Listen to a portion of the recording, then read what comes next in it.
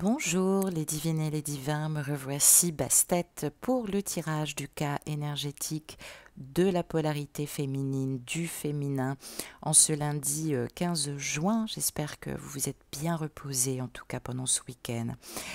J'ai tiré comme à mon habitude 2 cartes de l'oracle du chaman mystique. Quelles sont les énergies pour toi féminines, justement en termes d'évolution? Nous retrouvons à ma gauche ce matin le monde d'en haut, et à ma droite, la Terre. Ah, on va nous parler de verticalité, il semblerait, ce matin. Alors oui, ça peut nous parler de plusieurs choses. Ça peut nous parler aussi de retravailler en fonction de sa mission d'âme ou sa mission de vie. Si tu es versé justement à faire ce travail de guide spirituel, de bien l'ancrer toujours à la terre, sinon tu vas décoller un peu trop haut. Alors, ça peut nous parler évidemment d'inspiration de l'âme, de facilité, de talent aussi, qu'il va falloir exprimer. C'est fort intéressant.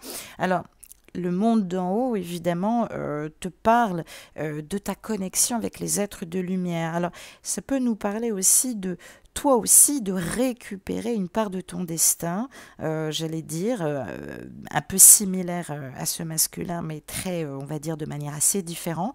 On parle de découvrir de grands potentiels et de grandes possibilités insoupçonnées pour toi, féminine. Ça nous parle aussi d'achever et de terminer ce voyage vers la lumière. Alors peut-être que tu as terminé en tout cas ce champ introspectif qui te permettait de réfléchir sur ta verticalité, comment travailler ton ancrage, ton recentrage, et voilà que maintenant tu as des réponses qui sont un peu plus concrètes justement, qui vont pouvoir t'aider à garder les pieds sur terre, peut-être à t'exprimer aussi dans ton travail, dans tes potentialités. Et évidemment, ça peut nous parler aussi d'éliminer en tout cas tout ce qui ne te dirige pas vers ton destin. Alors, tu peux demander des conseils, tu peux demander des aides divines. On te dit que tu les recevras, féminine. Il va falloir justement te faire confiance et ne pas hésiter à demander. Et puis cette carte de la Terre, elle représente le don de la vie. Sur cette carte, on nous parle du corps de lumière, on nous parle de notre nature, de ta nature. Ça nous parle aussi tout simplement de se responsabilité, de se responsabiliser, pardon, de se préserver justement, mais tout en étant ancré dans toutes les formes de vie, toutes confondues, animales, végétales, bien évidemment cristal. Alors, ça nous parle de cultiver notre richesse afin enfin, ça te parle surtout de cultiver ta richesse en cultivant ta bonne santé, de te sécuriser par un bel ancrage, par une belle solidité. Là, il semblerait que tu retrouves de tout cela. C'est un symbole aussi que te fait le don de l'esprit, puisque maintenant tu te traites avec respect. Bravo, féminine. Ça symbolise le dévouement et les dons naturels aussi, justement. Alors, ça peut nous parler aussi, j'allais dire également, de déséquilibre, en tout cas, ou de déracinement, qu'il va falloir retravailler par l'ouverture et la guérison afin de ramener l'abondance dans ta vie, précisément. Alors, ce monde d'en haut aussi peut te parler de possibilités insoupçonnées. Ça peut nous parler aussi peut-être d'éliminer aussi tes peurs, de ne pas succomber à la tentation de tes peurs primales, et de te donner la dimension nécessaire justement, de ne pas te contenter d'une version légèrement améliorée de toi-même. Tu peux plus, tu peux mieux entrer dans la lumière. On parle peut-être aussi de problèmes ou d'obstacles qui ont tendance à t'irriter en ce moment, mais ce saut, tu vas le faire, ce saut, tu vas le faire. Rappelle-toi que tout arrive à qui sait justement attendre. On te parle de traverser ce pont de lumière. Il peut se faire évidemment en 2 ou 3 sauts, donc il va falloir respecter ce temps. Et je l'ai dit, l'aide divine est là, tu peux lui demander de l'aide, du conseil. Ça peut nous donner aussi une indication sur ton état oisif et léthargique, hein. Tu penses toujours avoir raison, mais là, on risque de te faire sortir justement de tes vieilles habitudes pour que tu puisses te remettre en question. Ne pas penser que tu es seul à détenir la solution, tu ne la détiens pas, c'est l'univers qui la détient. On t'informe au fur et à mesure parce que l'univers est généreux et il n'a pas envie que tu sois justement mal, donc on te donne quelques informations. Mais on parle de nouvelles dispositions qu'il va falloir acquérir, mais surtout pas dans l'agir, hein, au tout pour tout. Et cette carte de la Terre, évidemment, elle te parle d'accomplir de grandes choses, mais en étant dans l'effet compatissant. Je l'ai dit, notre dharma, c'est de faire les choses dans la compassion et l'amour et le respect du monde végétal, animal et toute forme de vie. Donc tu as pu agir avec intégrité et puis d'un seul coup tu as pu effectivement, bon, pas vraiment agir avec intégrité parce qu'il y avait justement de la souffrance que tu t'infligeais. Donc on te dit que tu as pu revenir évidemment dans une forme de gratitude et d'humilité. Eh bien, c'est bien puisque on t'annonce ce matin, continue de travailler cet ancrage. Il est l'annonce d'une prospérité qui va revenir, que tu n'imagines même pas. On parle évidemment de retravailler ce déracinement ou ce déséquilibre. Il est temps de te reconcentrer sur ta manière de te nourrir, de poursuivre ton auto-guérison afin que l'abondance revienne dans ta vie.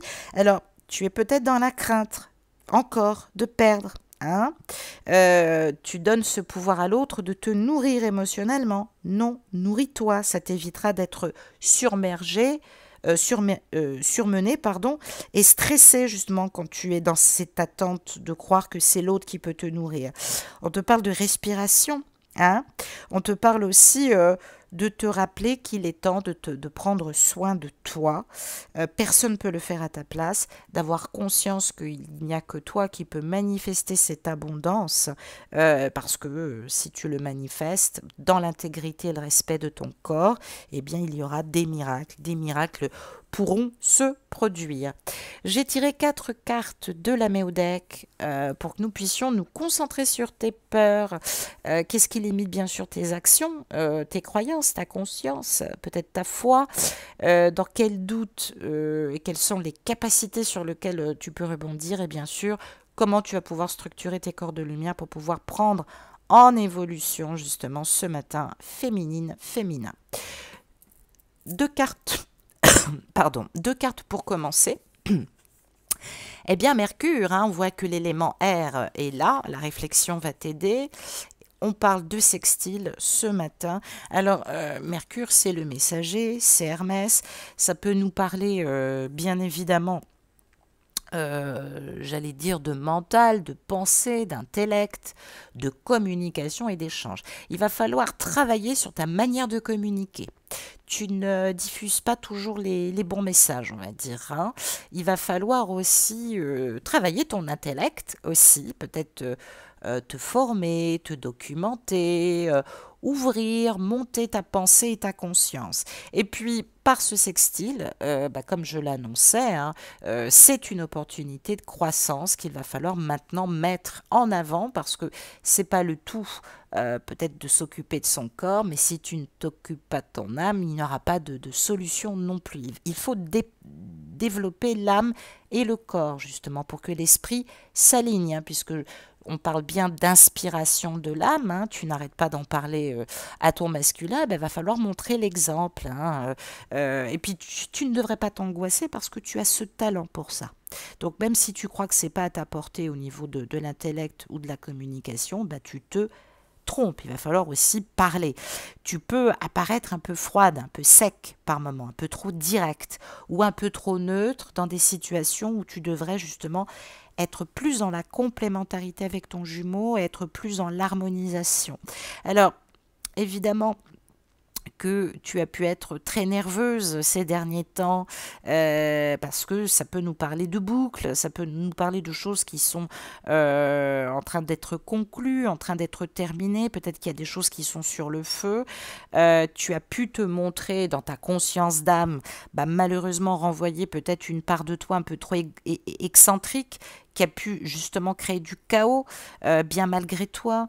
Tu as pu bombarder de conscientisation ton masculin, c'est ce qui a pu creuser des cratères en surface, ou alors justement, est-ce que la température n'est pas élevée au fond de toi et à plus de 400 degrés, parce que tu es un peu trop proche de son soleil. Donc il faut trouver un équilibre en tout, hein. On ne te demande pas justement de créer des rapports de force pour t'imposer, hein. Il faut arrêter avec cet effet de guerrière et de combat. On te demande de prendre soin de ton champ magnétique parce que je sens qu'il est faible en ce moment.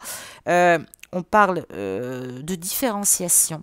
Travaille ta différenciation, c'est élémental, il y a des choses qui t'intéressent et maintenant ça doit pouvoir se teinter dans ton expression, dans ta volonté et dans l'affirmation de soi par l'intellect. Il est temps que tu le fasses justement, hein, de manière intuitive et créative.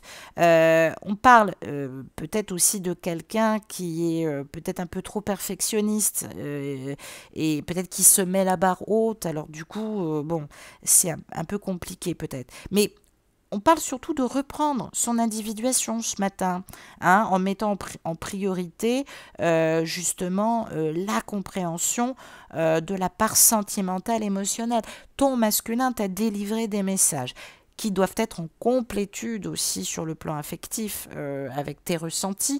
Peut-être que ça va te chambouler encore parce que le but du jeu est de faire évoluer encore le monde intime et intérieur de ton ego, justement de te faire sortir des anciens schémas de la possessivité et de la jalousie. On l'a dit, ce parcours de jumeaux cosmiques ne nous plonge surtout pas dans une quête primaire de retrouver son autre, mais bien de travailler cette conscience en nous-mêmes, cette dualité en nous, de nous distinguer, d'utiliser notre discernement,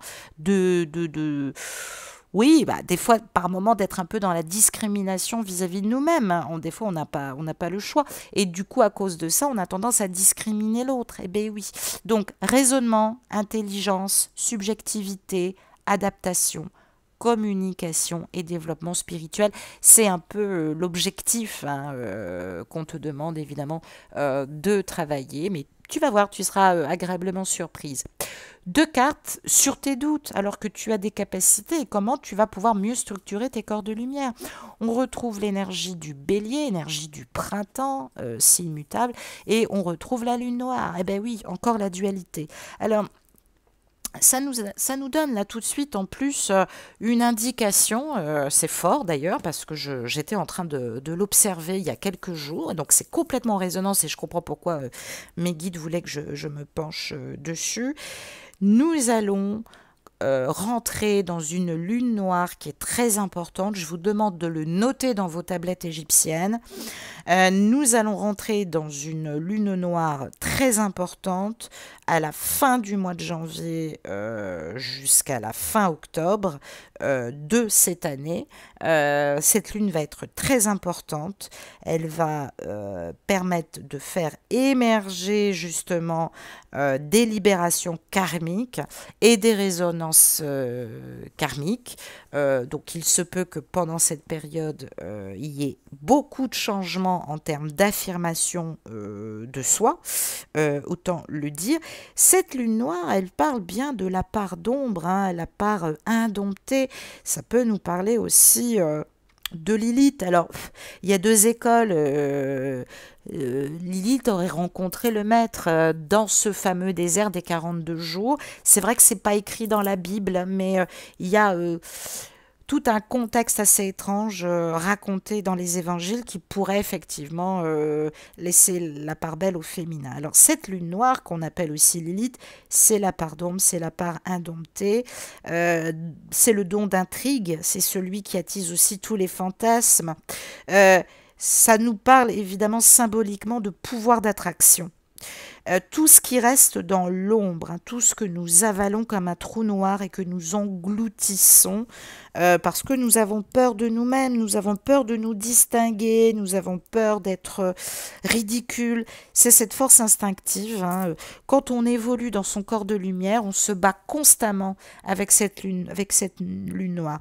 Lilith, justement, a fortiori, est représentée sur l'archétype de Nephthys. Nephthys joue le sale rôle dans le mythe d'Isis, alors qu'elle est l'incarnation de la sensualité, du charme et de la magie du féminin sacré. Il faut oser, on n'est pas habitué à se mettre en avant, on ne vous demande pas d'écraser tout le monde, on vous demande d'être dans la compréhension de votre ombre, et la lune, Dieu sait qu'elle agit sur nous, donc vous êtes peut-être aussi une antithèse féminine, hein. Ça symbolise aussi ce côté de l'antithèse, tous ces aspects sombres. Alors, ça nous parle de ta sensibilité, de ton empathie, de tes attachements aussi, hein, positifs et négatifs. Donc, attention, ça nous replonge, j'allais dire, bah oui, bien malgré toi, à ce détachement que tu ne pratiques pas. Tu peux faire toutes les méditations du monde. Tu sais, l'univers n'est pas dupe, hein. Alors que la plupart du temps, tu vis dans la jalousie et l'obsession. Ça ne fonctionne pas comme ça. Cette lune noire, elle nous renvoie à la maison 1, donc elle vous renvoie à votre ascendant. Regardez un petit peu ce que vous avez en ascendant. Ça peut donner une coloration. Après, cette lune noire, il faut pouvoir la calculer, hein, donc ça demande un calcul particulier. Donc, je suis dans une interprétation générale. On parle bien sûr de facteurs karmiques, on parle de triangle d'incarnation et de germe d'incarnation, on parle de source d'attraction, on parle de peur, d'introversion, évidemment du féminin. Et puis, je l'ai dit, hein, ça nous parle d'une surcompensation qu'on met en place justement parce qu'on croit pouvoir s'affirmer en étant rebelle, en étant combatif, en étant directive, en laissant